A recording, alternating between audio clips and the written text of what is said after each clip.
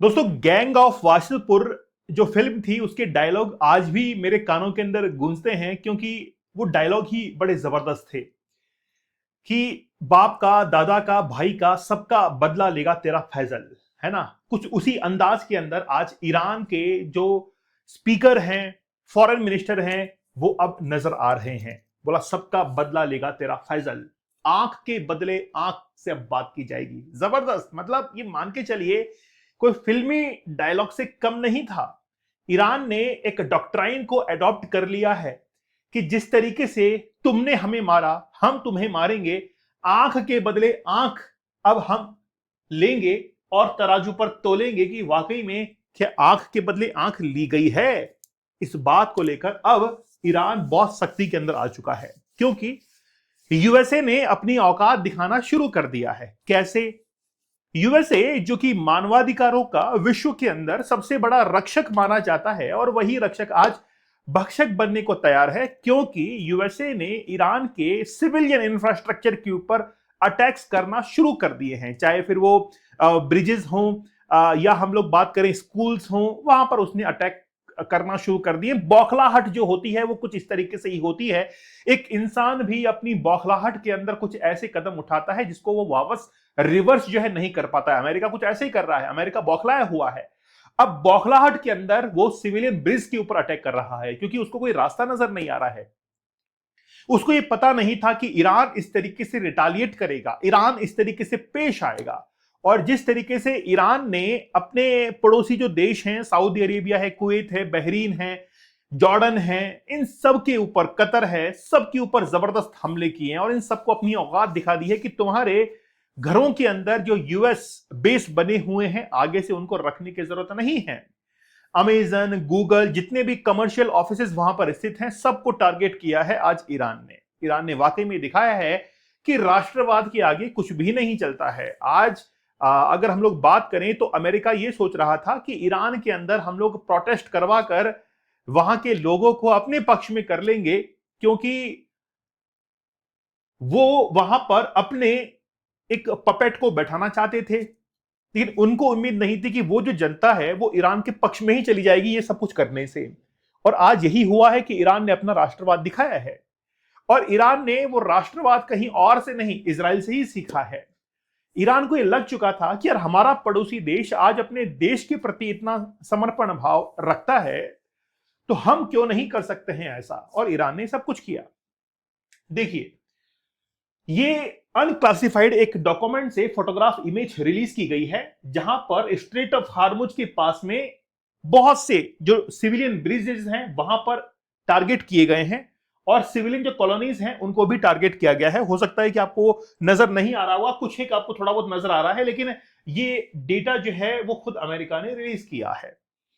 2 व्यक्ति मारे गए हैं यूएस के स्ट्राइक के अंदर। Iran for 12th night tanker fire fuel Hormuz tension, ये जो हार्मुज टेंशन चल रही है इसके अंदर 2 लोग रिसेंटली मारे गए हैं। अब देखिए, ये 12वीं रात है स्ट्राइक की। मतलब जब से हम लोग ये माने कि सीज फायर हो चुका है, कुछ दिन तो ये युद्ध थमा था, उसके बाद में वापस ये चल पड़ा। जैसे ट्रेन एक स्टेशन के ऊपर रुकती है और आगे जाकर कुछ समय के लिए किसी ने चेन पुलिंग कर दी है, वो रुकती है, लेकिन वापस से वो चल पड़ती है अपने गंतव्य स्थान को, जहां पर जाकर उसको कोई रास्ता नजर नहीं आ रहा है। वैसे यूएसए और ईरान को कोई रास्ता नजर नहीं आ रहा है।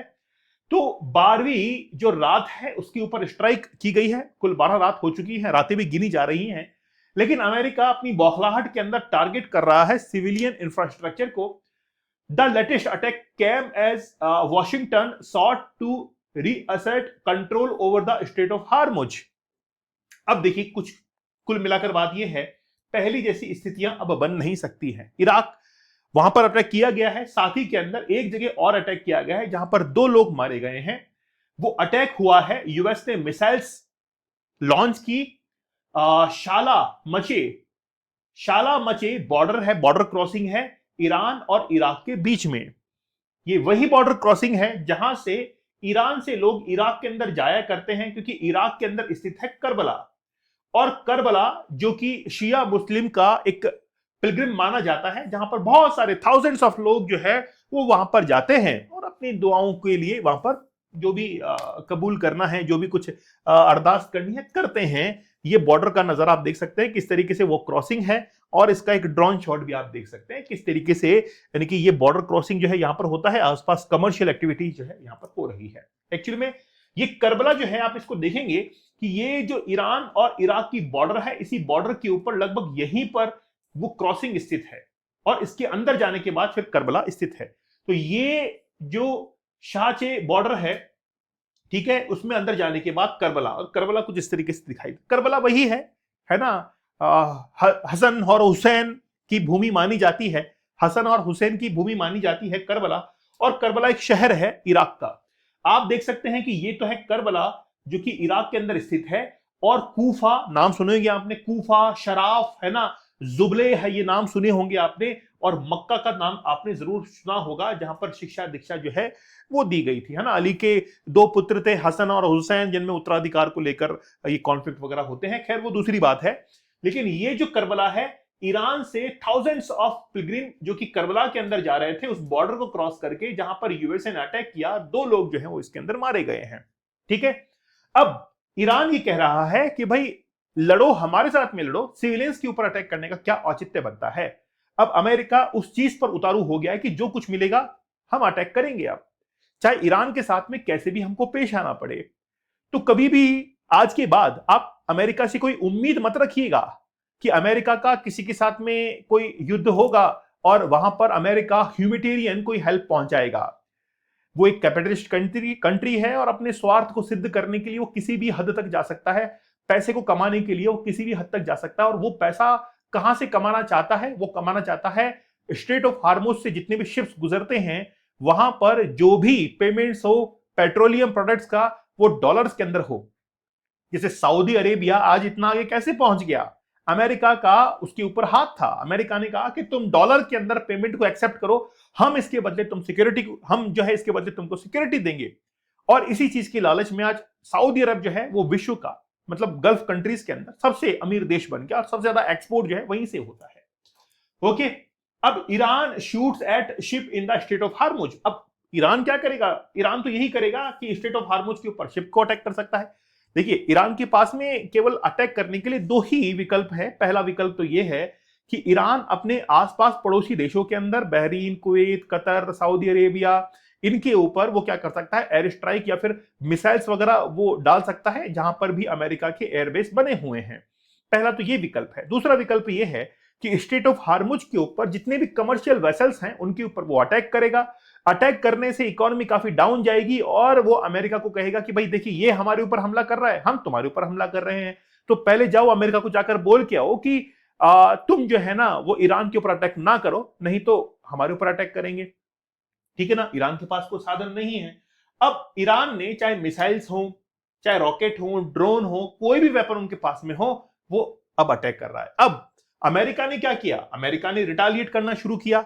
अमेरिका ने बॉम्ब बरसाए, डिस्ट्रॉय किया एक ब्रिज को और एक पावर प्लांट। अब पावर प्लांट को भी वो टारगेट करना शुरू कर चुका है। ब्रिज जो कि सिविलियन यूज में आता है, देखिए मिलिट्री यूज में भी आ सकता है, मिलिट्री यूज में भी आ सकता है। आपको पता होगा जब भारत पाकिस्तान का वॉर था, उस समय भी पाकिस्तान ने इंडिया की कई ब्रिज जो है उसके ऊपर हमला किया था, भारत ने भी पाकिस्तान के। तो ये लोग टारगेट करते हैं, एक कंट्री दूसरे कंट्री के ऊपर जब हमला करती है तो ऐसे टारगेट को, ऐसे जो टारगेट है वो बनाती है जहां से कोई ट्रांसपोर्ट हो सकता है, एक जगह से दूसरी जगह डिस्प्लेसमेंट हो सकता है, तो उन जगह को ये टारगेट जो है वो करती है ताकि मिलिट्री कोई भी वहां पर मूवमेंट ना हो सके। तो ये करते हैं, और ट्रंप देखिए इन्हीं के चक्कर में अब करबला के नजदीक जो है वहां पर भी अटैक करना उन्होंने शुरू कर दिया है। ईरान के जो फॉरेन मिनिस्टर हैं सैयद अब्बास अरागची, कहा आंख के बदले आंख लेंगे, तुमने हमारी आंख फोड़ी, हम भी तुम्हारी आंख फोड़ेंगे। ओके, तो इस डॉक्ट्राइन को अब अडॉप्ट कर लिया है। एग्रेशन दोनों देशों के अंदर है। खास तौर पर ईरान ये कह रहा है कि हम जिस इंफ्रास्ट्रक्चर को सिविलियंस के लिए बनाते हैं, तुमको उसको अटैक नहीं करना चाहिए, और हमारी तरफ से अब युद्ध जो है जारी रहेगा। अयतुल्लाह खमनई के बेटे मजतबा खमनई, उन्होंने कहा कि मैं किसी भी समय कभी भी कुछ भी कर सकता हूं, और डोनाल्ड ट्रंप को मैं असासिनेट भी कर सकता हूं, ऐसी धमकियां जो हैं वो दी हैं। और ये कहा है कि हम कभी भी कुछ भी कर सकते हैं, भाई हमारा ऊपर भरोसा मत करना।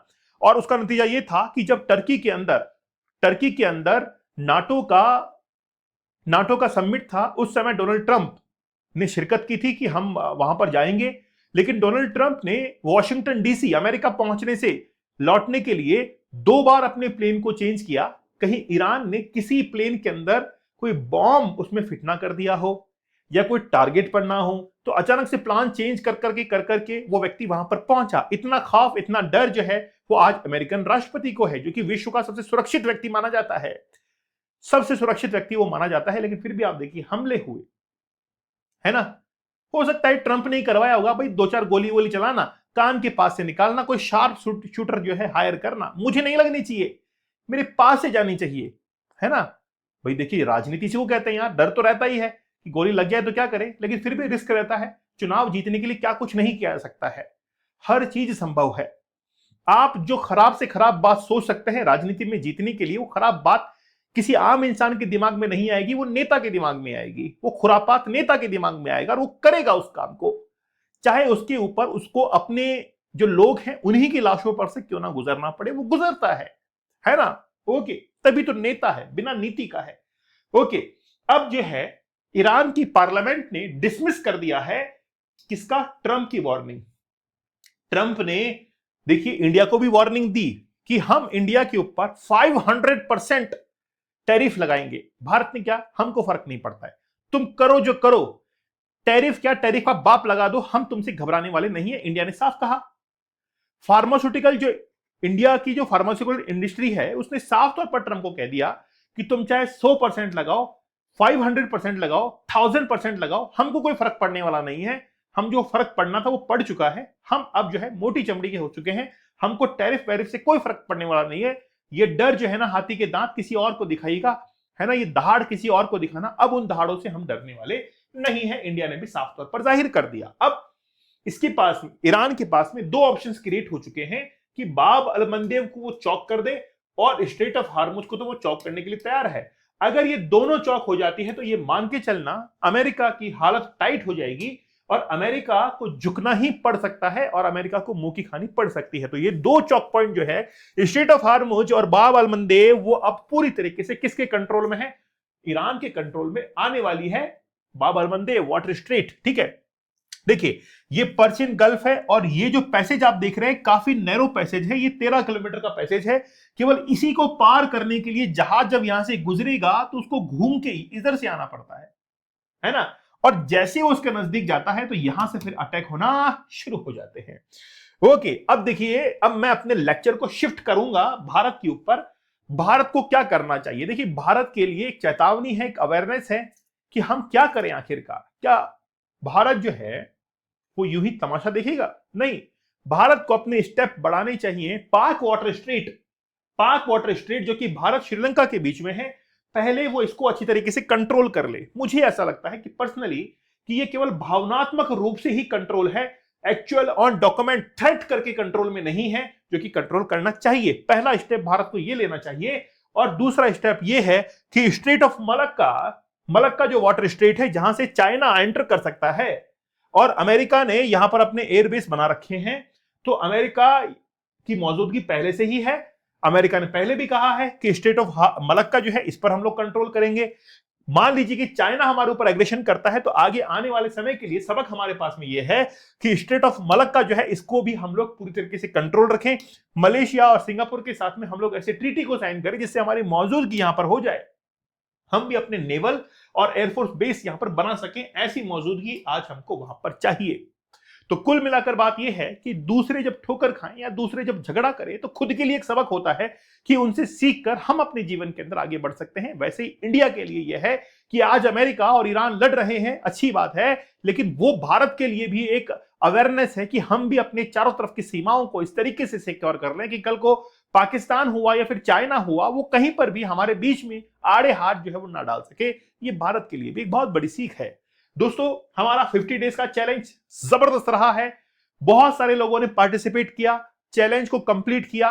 Challenge can change your life. चुनौतियां ही होती हैं जो कि जीवन के अंदर आपको चेंज कर सकती हैं। और जब तक आप अपने कंफर्ट जोन से बाहर नहीं आएंगे तब तक आपको केवल उतना ही मिलेगा जो कि कंफर्ट जोन में मिलता है।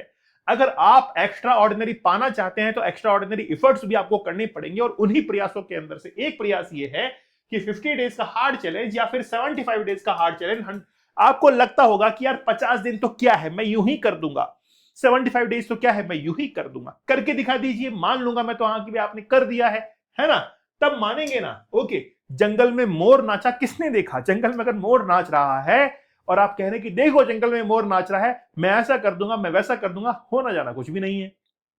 करेक्ट है, करके दिखाइए 50 दिन का चैलेंज, 75 डेज का, फिर मानेंगे आपसे। दीपक इंदौर ऑफिशियल टेलीग्राम चैनल पर जरूर ज्वाइन कर लीजिएगा। तो मिलते हैं आप लोगों से नेक्स्ट सेशन के अंदर, तब तक धन्यवाद, थैंक यू, जय हिंद।